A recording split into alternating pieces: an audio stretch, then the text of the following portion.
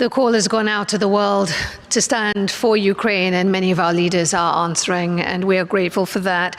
As we begin to conclude our program today, Hugh, let me bring you in here in this moment to share some of your takeaways from what you've seen and heard over this past hour, and your thoughts on what needs to happen next. Let me start by saying a huge thank you to our co-conveners, President von der Leyen and Prime Minister Trudeau, for your leadership. We wouldn't be here today without your extraordinary ability to reach out to the world and bring everyone together. So I think they deserve a round of applause. Thank you.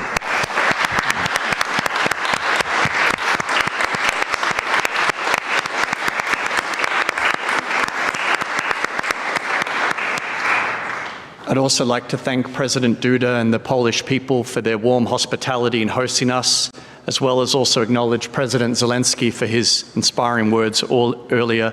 And thank you to you, Aisha, for being such an extraordinary moderator. You are amazing. Thank you. Thank and you. Yeah. Thank you. I'd like to leave us with just one clear takeaway, and that is that this is just the beginning of the process, not the end.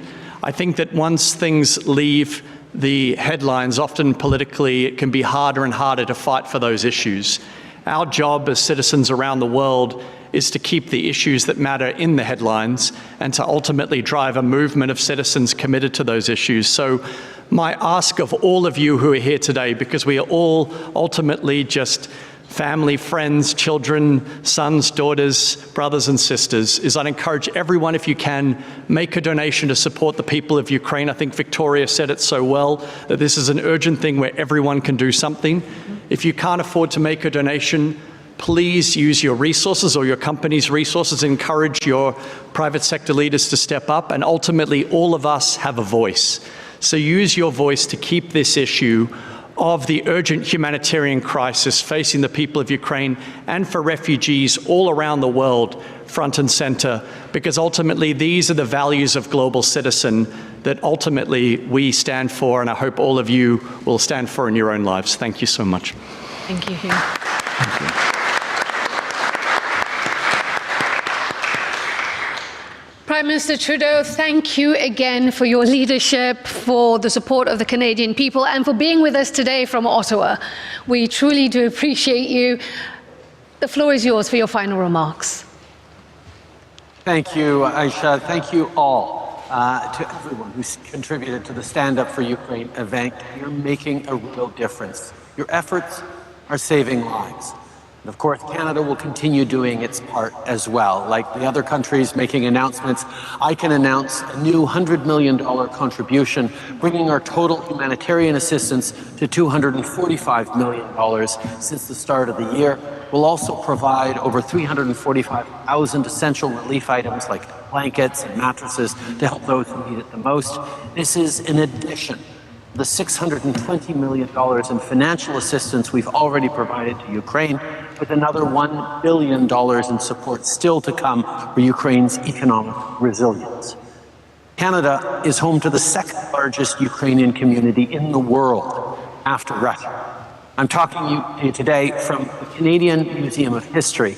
You'll have seen behind me a church. Well, it's St. Onofrius's Church, which is a consecrated Ukrainian Catholic church that was built more than 100 years ago in the Canadian prairies by some of those early Ukrainian settlers who came to Canada. It's a reminder that Canadians and Ukrainians share strong historical ties like so many countries around the world.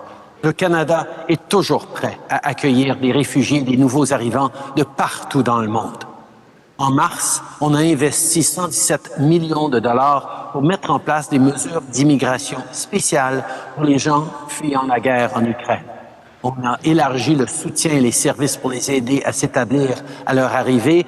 On a aussi mis en place une voie vers la résidence permanente temporaire pour permettre aux Ukrainiens de travailler, d'étudier et de demeurer au Canada. En moins d'un mois, on a approuvé plus de 30 000 demandes et aujourd'hui, on continue d'en faire plus pour aider.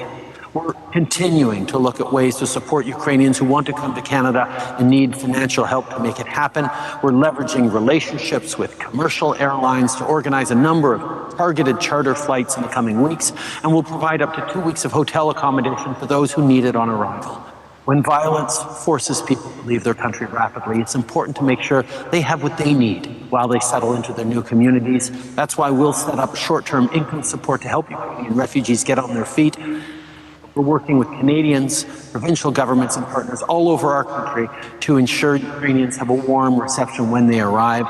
These are efforts that Canada is doing, but countries around the world, particularly in Europe, are stepping up in all these ways as well, because this is a moment where the world needs to come together, stand up for Ukraine and stand up for our values and principles, remembering that everyone deserves to be safe. So let's continue to be there for each other, my friends, and let's all continue to stand up for Ukraine, the values that we all believe in deeply.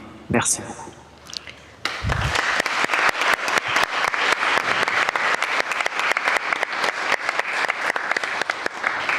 Merci, Mr. Prime Minister, and thank you again for the wide-ranging support you continue to provide to Ukraine. President von der Leyen, thank you for everything you and the EC have done to make today happen in support of those impacted by this invasion. I'd like to invite you now to share your final thoughts. Thank you so much, Aisha. Thank you very much for a splendid moderation. Thank you very much. And many, many thanks to you, Hugh, the global citizens, for again standing up for those who need a strong voice, those who we often do not see, do not hear, and mobilizing, rallying the world and pushing us politicians hard and the leaders hard. That's your job, and it's wonderful to see that. And Justin, many, many thanks for being a fantastic co-host. Wouldn't have been possible without you. And thanks for your determination. Whenever I meet you in our G7 meetings, for example, your intensity of your beliefs and the strength with which you are fighting for the refugees and their needs, I really want to thank you for that. And when I look into this room here, I know there are many refugees here in the room. And looking into your eyes and thinking about your thoughts and the fears you might have, I just want to tell you that we stand by you. I want to thank the citizens, the many, many, many people who just opened their hearts and their minds and their doors and want to help you and comfort you, because they know the question how we act today might one day also be a question where they need help, and then hope to find citizens that open their minds and hearts and doors for them. And therefore, thank you all for stepping up for Ukraine. I'm very curious what the pledges will bring. And you've seen many, many European leaders that have pledged for their country. We always speak of Team Europe. These are the 27 member states and the European Commission. So we'll see what the 27 member states have pledged. But I can only announce today for the European Commission that we want to pledge 1 billion euros.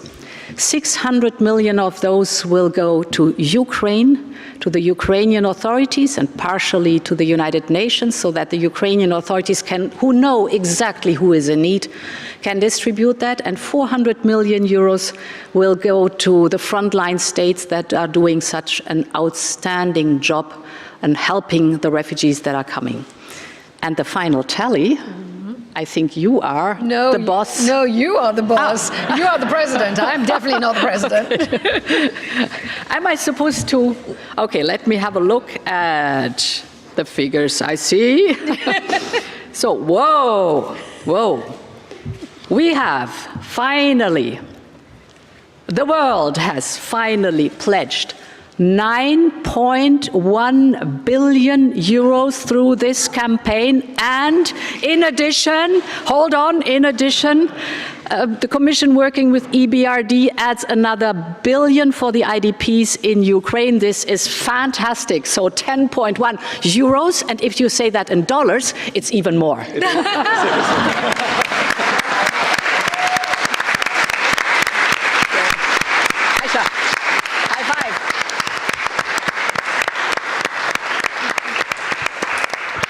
I just want to say that again, just so that you'll hear one more time. 10.1 billion euros. And I just think that deserves another round of applause, because that is tremendous. So we're all in the room.